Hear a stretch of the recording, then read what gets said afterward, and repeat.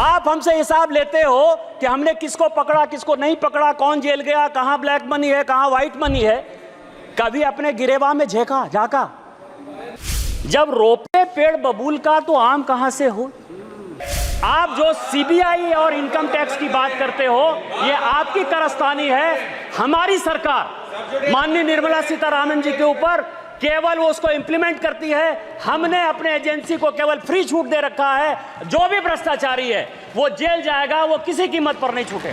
जब नाश मनुष्य पर छाता है, पहले विवेक मर जाता है। अस्तित्व संकल्प दोहराता हूं, याचना नहीं अब रन होगा, जीवन या की मरण होगा। झारखंड के गोड्डा से बीजेपी सांसद निशिकांत दुबे ने लोकसभा में मंगलवार को कहा कि साल 2012 की बात है। दिसंबर में बेनामी ट्रांजैक्शन एक्ट में संशोधन का विधेयक आया था। बीजेपी की तरफ से वह बोल रहे थे, दूसरी तरफ से पी चिदंबरम थे। तब उन्होंने कहा था कि इस एक्ट से पति पत्नी में लड़ाई होगी, तब भी कहीं PMLA prevention of money laundering act न लगा दिया जाए। ऐसा न हो कि आप ही एक दिन जेल चले जाएं। बीजेपी सांसद निशिकांत दुबे ने कांग्रेस पर आरोप लगाया है कि वह प्रधानमंत्री नरेंद्र मोदी और देश के खिलाफ माहौल बनाने का प्रयास कर रही है। उन्होंने कहा कि कांग्रेस को इस कोशिश में सफल नहीं होने दिया जाएगा।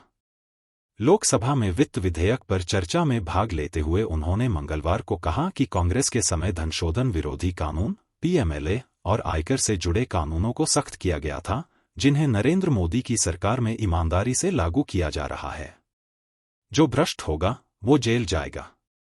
सांसद निशिकांत दुबे ने नेता प्रतिपक्ष राहुल गांधी पर निशाना साधा।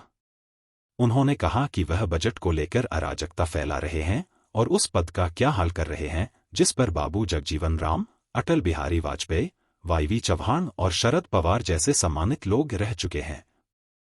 निशिकांत दुबे ने दावा किया है कि कांग्रेस ओबीसी आरक्षण के खिलाफ है और उसने उत्तर प्रदेश और मध्य प्रदेश में किसी पिछड़े को मुख्यमंत्री नहीं बनाया। आज देश के प्रधानमंत्री पिछड़े वर्ग से हैं। अगर वे ओबीसी की सुरक्षा की बात करते हैं तो कांग्रेस ओबीसी करने लगती है। उन्होंने आरोप लगाया कि कांग्रेस मुस्लिम और ईसाई समुदाय को पीछे के रास्ते से आरक्षण देना चाहती है। सांसद निशिकांत दुबे ने कहा कि आज जब अन्य देशों का आकलन करेंगे तो पता चलेगा कि आज भी भारत दुनिया के लिए आशा की किरण है, क्योंकि यहाँ विकास दर 7% है। हम विकसित भारत बनाने के लिए कार्य कर रहे हैं। देश में कंपनियां निवेश करें, इसके लिए टैक्स कम किया गया है। सरकार के इस कदम से रोजगार का सृजन होगा। फाइनेंस बिल में एक बड़ा अच्छा पार्ट आता है अध्यक्ष महोदया, पीएमएलए का। और इस सदन में जितने लोग बोलते हैं वो इनकम टैक्स के बारे में बोलते हैं, ईडी के बारे में बोलते हैं और सीबीआई के बारे में बोलते हैं। सीबीआई तो खैर अलग संस्था है, लेकिन इनकम टैक्स और ईडी ये दो महत्वपूर्ण है। और इस फाइनेंस बिल में भी ईडी के लिए कई एक चीजें जो है वो बताई गई।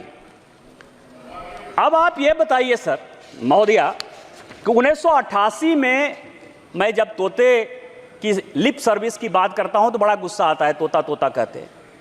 1988 में ये सदन के जानने लायक चीजें हैं कि राजीव गांधी साहब ने बेनामी ट्रांजैक्शन एक्ट कानून यहां लाया 1988 में, और 88 से वो 2017 पहुंच गया।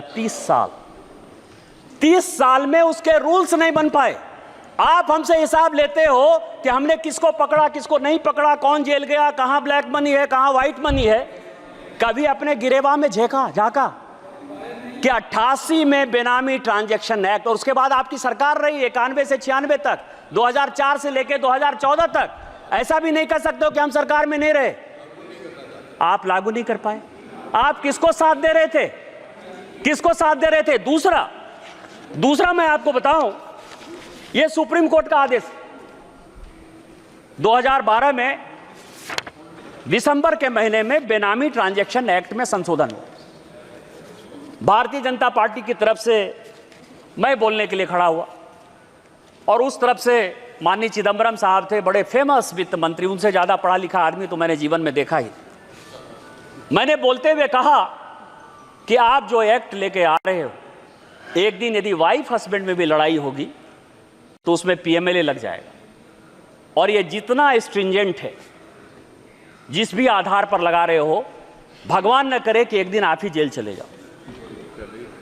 जब मैं मेरा सीट नंबर 545 था उस जमाने में, अध्यक्ष सभापति महोदया, जब मैं बात का अंतिम था, मैं अंतिम सदन का सदस्य 545 नंबर पर था। जब मैं बोलकर बंद हुआ तो चिदम्बरम साहब खड़े हुए और चिदम्बरम साहब का बड़ा फेमस भाषण है कि भारतीय जनता पार्टी बहुत पढ़ी लिखी पार्टी है। मेरी अपेक्षा यह थी कि पीएमएलए कानून में बोलते हुए भारतीय जनता पार्टी अपने एक विद्वान आदमी को खड़ा करेगी, लेकिन उसने सबसे मूर्ख, बुद्धू और दकियानुसी आदमी को, जो है जिसको पीएमएलए पता ही नहीं है, उसको खड़ा कर दिया।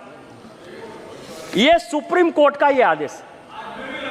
और सुप्रीम कोर्ट के आदेश में एफएटीएफ में जो चिदम्बरम साहब का 2012 का दिसंबर का स्टेटमेंट है, उसी को कोट करते हुए यह रिपोर्ट आया है। जब रोपे पेड़ बबूल का तो आम कहां से हो। इनकम टैक्स में डायरेक्ट टैक्स कोड पर हमारी फाइनेंस की कमेटी, यशवंत सिन्हा चेयरमैन थे, मैं उसका मेंबर था, 5 साल तक हम लोग मेहनत करते रहे कि डायरेक्ट टैक्स कोड को हम लोग बदल देंगे।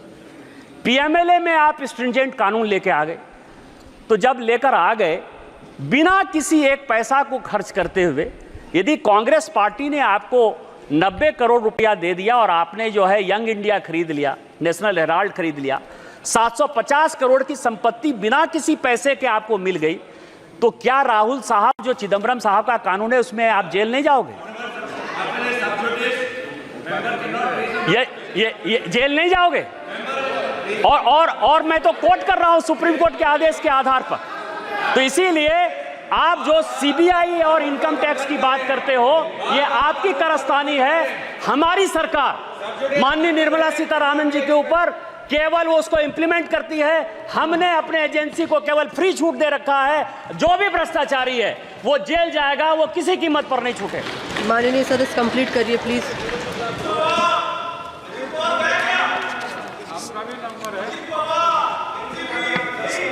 सभापति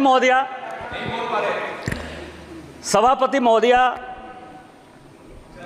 इस देश के हालात बहुत अच्छे।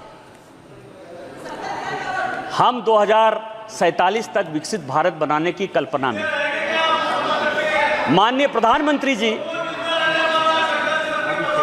यक्ष युधिष्ठिर वार्ता में उस दिन बोलते हुए माननीय राहुल गांधी जी ने कहा कि 6 महारथी थे। 6 महारथी नहीं थे, 9 महारथी थे।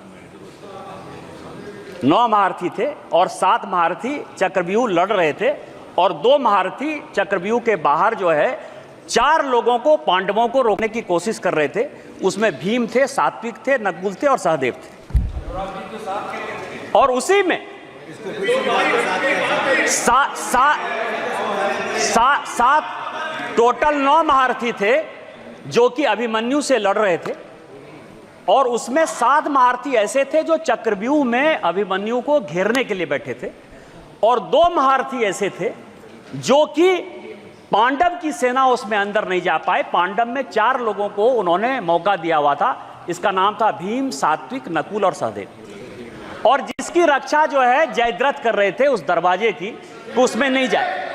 इसमें एक महाभारत में दूसरे प्रसंग में क्वेश्चन पूछा यक्ष ने युधिष्ठिर से। एक क्वेश्चन है कि कह पंडिता, और दूसरा है को मूर्खा, और तीसरा है कह मत्सर। मैं मूर्ख पर नहीं जाऊंगा, मैं 2 ही चीज पर जाऊंगा, क्योंकि हो सकता है कि ये लोग अपने पर ले लें, लीडर ऑफ द अपोजिशन पर, कि उनको मूर्ख कह दिया। मैं उनका बड़ा सम्मान करता हूं। पंडित वो है, सभापति महोदया, पंडित वो है जो कि विद्वता की बात करता है। Leader of the parrot, lie of the parrot या लिप्स ऑफ द पैरट, वो केवल और केवल डिस्टॉर्शन ऑफ फैक्ट्स जो हमारे महाभारत का है, गीता का है, रामायण का है, महाभारत का है, वही करते रहते हैं। इसलिए उनको सोचने की बात है कि वो पंडित हैं कि नहीं। लेकिन जो मत्सर है, मत्सर के बारे में बड़ी अच्छी बात कही गई है कि जिसको ईर्ष्या हो, द्वेष हो, जलन हो, किसी के आगे बढ़ने पर जो है परेशानी हो, उसको मत्सर कहा जाता है। आज जो कांग्रेस पार्टी की स्थिति है वो यक्ष युधिष्ठिर वार्ता का मत्सर है। भारत इतना ग्रो क्यों कर रहा है, भारत इतनी बड़ी इकोनॉमी में क्यों जा रहा है, भारत दुनिया की तीसरी इकोनॉमी 2027 में क्यों हो जाएगा। और इस कारण से युवाओं को भड़काओ, किसानों को भड़काओ। इसी कारण से जातिगत रिजर्वेशन के आधार पर, जिस रिजर्वेशन के आधार पर आज बांग्लादेश जैसा देश जो है जल रहा है, पाकिस्तान खत्म हो रहा है, श्रीलंका खत्म हो रहा है, लीडर ऑफ द अपोजिशन के नाते जिसकी कोई जिम्मेवारी नहीं। और जिम्मेवारी कैसे होगी सभापति महोदय? जिम्मेवारी नहीं होने के पीछे रीजन है। रीजन ये है कि मैं 3 किताब मैं अभी पढ़कर आया, वो 3 किताब बड़ा इंपॉर्टेंट है। एक किताब अशोक मित्रा ने लिखा, प्रेटलर्स टेल। अशोक मित्रा साहब बंगाल के सबसे लॉन्गेस्ट फाइनेंस मिनिस्टर रहे और इंदिरा जी के वो इकोनॉमिक एडवाइजर। दूसरी किताब नटवर सिंह की है जो कहता है कि one life is not enough. और तीसरी किताब संजय बारू की है, एक्सीडेंटल प्राइम मिनिस्टर। ये 3 किताब है और तीनों आदमी, संजोग से अशोक मित्रा साहब को छोड़ दीजिए तो 2 आदमी तो अभी भी हैं। और किसी को कांग्रेस पार्टी ने जो है आज तक कॉन्ट्राडिक्ट नहीं किया। कॉन्ट्राडिक्ट। और तीनों किताब क्या कहती है कि अमेरिका तय करता था इस देश का वित्त मंत्री कौन हो। संजय बारू कहते हैं कि प्रधानमंत्री मनमोहन सिंह जी ये सरकार नहीं चलाते थे, ये सरकार नेशनल एडवाइजरी काउंसिल की सोनिया गांधी जी चलाती थी। ये मैं नहीं कह रहा, संजय बारू की किताब है, मैं तो केवल किताब को कोट कर रहा हूं। उस तीनों में और मैं कुछ CIA की डीक्लासिफाइड फाइल्स लेकर आया। ये CIA की डीक्लासिफाइड फाइल्स है। ये फाइल ये कहती है कि कांग्रेस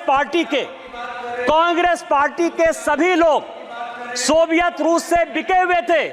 वो पैसा लेते थे, पैसा लेकर वो जो है देश की पॉलिसी बनाते थे, देश का कैसे नुकसान हो वही काम करते थे। ये डीक्लासिफाइड फाइल कहती है।